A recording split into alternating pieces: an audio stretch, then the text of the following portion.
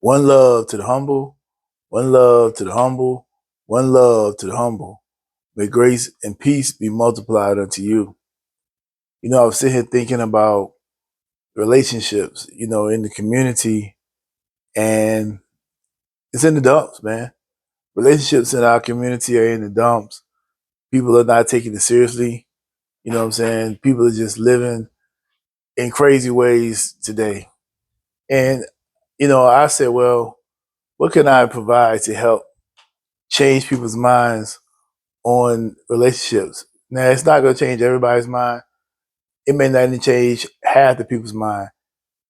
I hope I can just change one person's mind so that they can be successful in relationships, because we have to rebuild this community one relationship at a time. It's not going to get better if we don't have families, and we don't have families right now. We have too many babies born that's out of wedlock, and people don't take marriage seriously anymore like we should. And just having babies, man, without being committed to each other, you're doing that child a disservice. I mean, we already got enough women running to the abortion clinic every single day. I mean, nobody's being responsible. It's just crazy right now. And we got to do something about it. And the thing to do is we got to rebuild these relationships. Men got to come back to being men, and women got to come back to being women. We flip flop. Men are trying to be women, and women trying to be men. And it's just crazy right now. And if you don't know the true order of things, then you'll fall for the trap and believe in the same nonsense. But it has to be an order. Nothing can function without there being order. Where there's no order, there's chaos. And people just out of control. That has to end. So I'm gonna say, the topic of this is healthy relationships begin with healthy people. Healthy relationships begin with healthy people. Two people have to come together healthy. And when I'm saying healthy, I'm not just talking about mental health, physical health, things like that, which all that plays a part in it. But you got to be healthy as a person, just overall, your soul, your spirit, your mind, your heart has to be better than what it was when you was doing all the wrong things in relationships. Relationships are sacred.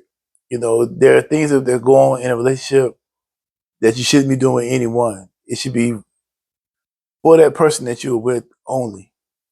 But we're doing these things outside of relationships as if relationships don't matter. And that's where the problem begins, because we don't respect relationships. We're not treating it as we should. We get in relationships and want to continue to do things as if we're single. That is going to cause destruction from the get go. That's going to really cause destruction. That means you're not a healthy person when you're doing things as if you're single when you're in a relationship. When you're in a relationship, it's no longer about you. It's about service to the other person. Both people are providing service to each other. You being selfless to each other, not selfish. So when you trying to get into a healthy relationship or become a healthy person, you got to identify your personal strengths and weaknesses. Like, what are the things I'm strong at? What are the things I'm weak at? What are the things they're strong at? What are the things that they're weak at? That's how you have to look at it, because people just jump into relationships without doing any type of self-assessment or any type of assessment on the other person. They just think things supposed to just fall into place and be right. They don't do that about any other thing in their life. But when it comes to a relationship, they'll just jump into it because it feels good at the moment. You don't go to the shoe store and just let them bring you a pair of shoes and you walk out with them and say, this good. No, you're going to try the shoe on. You're going to walk around with the shoe on. You're going to make sure it's the right size. You're going to make sure both shoes in the box. You're going to make sure it got strings in it. You're going to make sure it's all of those things. You're not going to just take it and leave. You're going to be serious about it before you spend your money on it. You're going to make sure it's good. And if it ain't good, you take it back.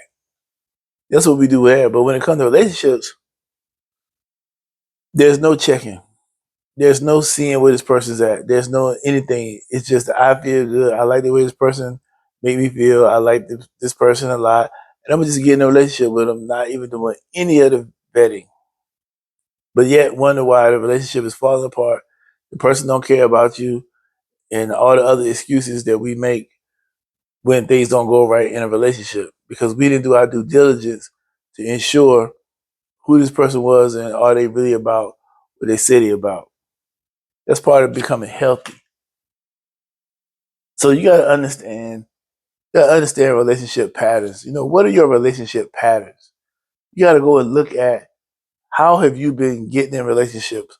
What has been going on while you in the relationship?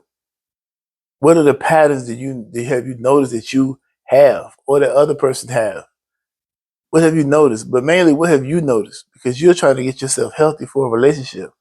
What have you noticed a pattern about yourself? Like this particular thing you always do around about this time.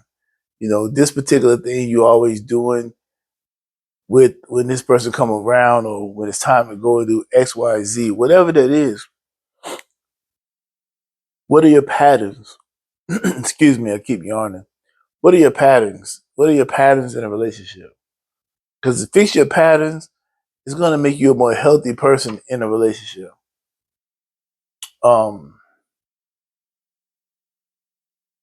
so you know, you want to clarify personal values and expectations. You know, when two people come together, they have to have similar values, and the values it's going to have to line up.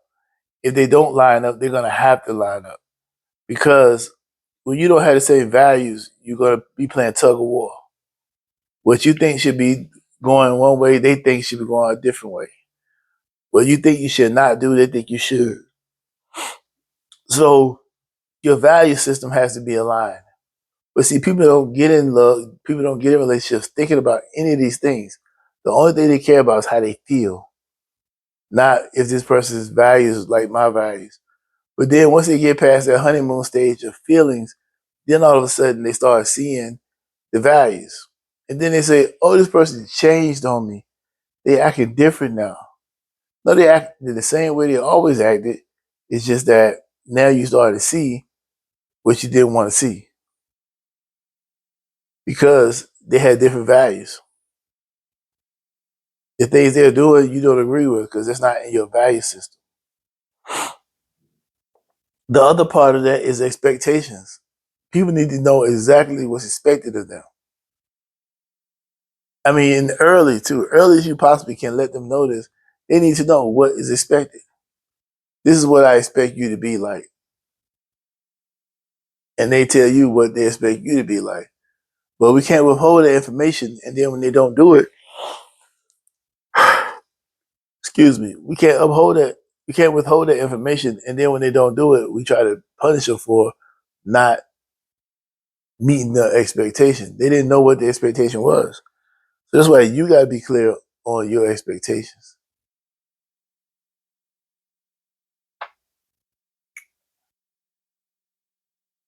So you need to complete a personal values assessment. As I was speaking about the other one, you have to know your values. You got to know them. So you can journal about your previous relationships and lessons learned.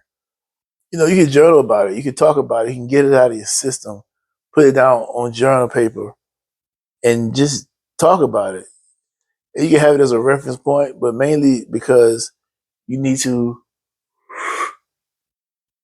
put that on paper. Um, what's a list of non-negotiables and preferences in all of the in your wife or your husband? So, what are the list of non-negotiables that you would have for a future wife or husband? The things you're not gonna budge on, and you know you're not gonna budge on. But sometimes we budge on them because people make us feel a certain way, so we don't look at what they was doing and the thing that made us upset. We just act like it didn't happen. You can't do that. You have to. you have to have a list of non-negotiables that you're not willing to compromise on for a wife or a husband, and be clear about it up front.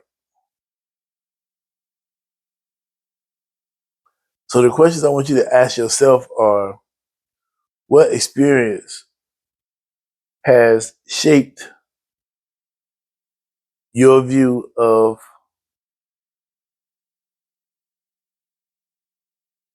relationships? So what experience have wait a minute. What experience has shaped your view of our of relationships? Right? That's the question.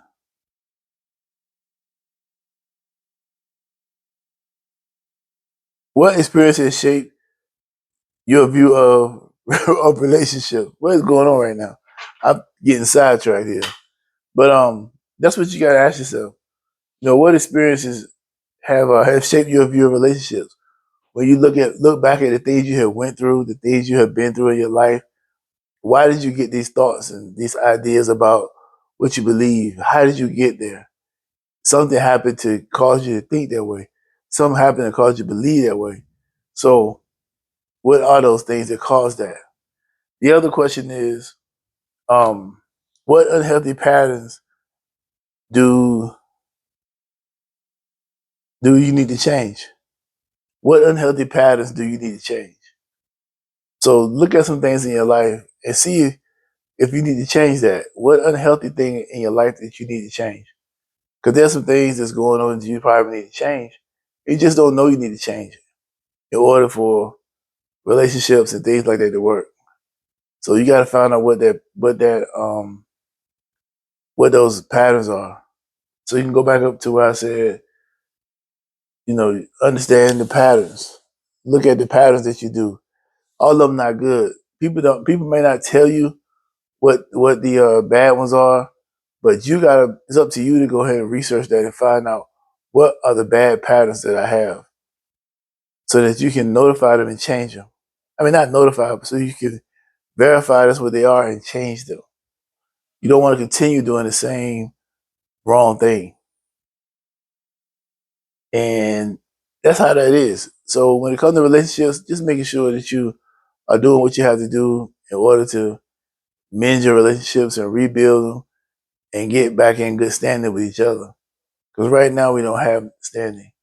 Now this is part one, and I'm going to be dropping part two next week. I'm going to do one a week for 10 weeks, a video like this to help improve and to better ourselves when it comes to getting into a relationship. So I hope this video helped. A lot of it is on you, but I'm giving you some basics to work with, a basis to work within, but it's going to be on you to activate it to its full potential, full power. All right? Y'all take care.